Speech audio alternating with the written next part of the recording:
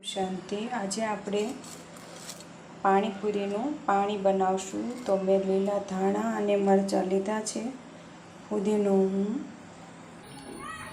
ચાલો મિત્રો આપણે પાણીપુરીનું પાણી બનાવવાનું છે। ફુદીનો હું મારે ઘરે મેં વાવ્યો છે મારા બગીચામાં, ત્યાં હું લેવા આવી છું। અને આ ફુદીનો આપણે આ રીતે કટ કરી અને પાણીપુરીનું પાણી બનાવવાનું છે। આ રીતનો ફુદીનો છે મિત્રો, મેં ફુદીનો લઈ લીધો છે। જો આ મારા બગીચાનો હું ફુદીનો લાવી છું। હવે આને આપણે ધોઈ લેશું।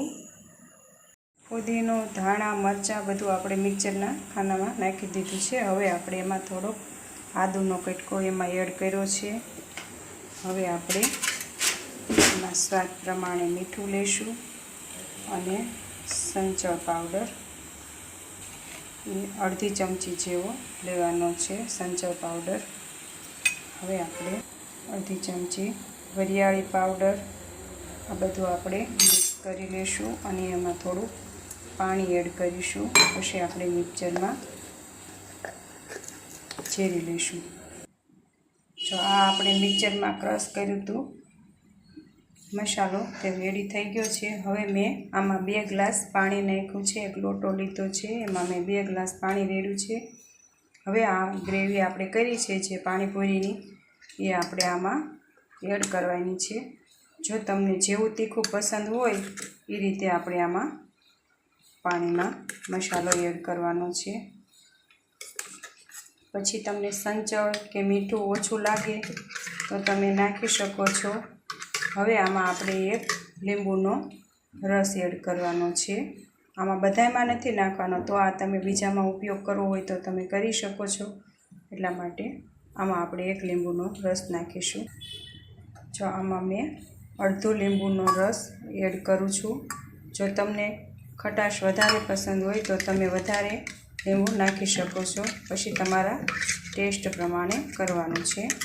જો આ રીતનું આપણું પાણીપુરીનું પાણી તૈયાર છે।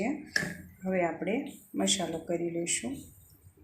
ઓમ શાંતિ, પરમાત્માની યાદમાં આજે આપણે પાણીપુરીનો મસાલો બનાવશું। મેં ચણા લીધા છે 1 વાટકો અને 5 નંગ બટેકા લીધા છે, અને આપણે હવે બાફા મૂકી દઈશું। હું ચણા પણ એની ભેગા બાફા મૂકવાની છું। બટેટા મેં ધોઈ નાખ્યા છે, એટલે આ રીતે ચણા અને બટેટા બે ભેગા બાફા મૂકી દઈશ। બાફા મૂકી દીધા છે અને એમાં હું મીઠું પણ નાખી દઈશ અને 1 ગ્લાસ પાણી રેડવાનું છે। આ રીતે બાફા મૂકીશું આપણે। આપણે ચણા અને બટેકા બફાઈને રેડી થઈ ગયા છે, જો દેખાય છે। હવે આપણે એને કાઢી લઈશું ને બટેટા ફોલી નાખશું અને મસાલો તૈયાર કરશું। આપણે આ બટેટાનો ચણાનો માવો કરવાનો છે, એટલે એમાં આપણે કોરું મરચું નથી નાખવાનું। કોરું મરચું નાખીશું તો આપણે એમાં વાસ આવશે, કોરા મરચાંની સ્મેલ આવે, તો એટલે મીઠું એમાં થોડું એડ કરીશું। બાફવામાં નાખ્યું હતું એટલે સ્વાદ પ્રમાણે। હવે એમાં જે આપણે આ પાણીપુરીનું પાણી કર્યું હતું એ આપણે એમાં એડ કરીશું। એટલે શું, મરચું ભીનું થઈ જાય ને તો એનો સ્વાદ જ અલગ આવે છે। જેમ તમે બહારની પૂરી લાવ્યા હોય એવો સ્વાદ આવે છે। આ રીતે આપણું મસાલો રેડી છે। હવે આપણે જે ચણા અને બટેટાનો માવો કરી વાળવાનો એમાં આપણે આ એડ કરી દેવાનું છે।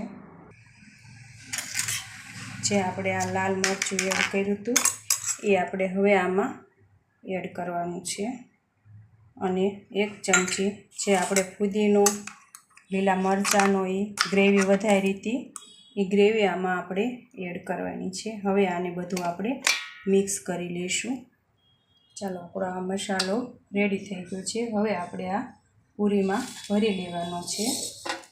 જો આ પૂરી મેં તમને પહેલાં વિડીયોમાં બતાવેલી છે। જો આ પૂરી આપણે ઘરે બનાવેલી છે। હવે આપણે એમાં ભરી લઈશું। જો મિત્રો, આપણી પાણીપુરી તૈયાર છે। હવે આપણે આ ચાટ મસાલો એમાં નાખીશું બધી પૂરીમાં।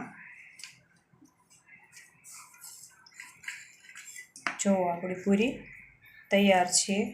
આ મેં સેવ લીધી છે અને આ પાણી છે. તમને આમલીનું ભાવતું હોય તો તમે કરજો, અમે નથી કરતા એટલે મેં આ પાણીપુરી તૈયાર છે. જો બધું ઘરનું છે, પૂરી, મસાલો, સેવ બધું ઘરનું બનાવેલું છે. આપણે બાળકોને તમે ઘરનું બનાવેલું ખવડાવો તો બહુ જ સારું. આપણે હવે પરમાત્માને થાળ ધરી દઈશું. ઓમ શાંતિ.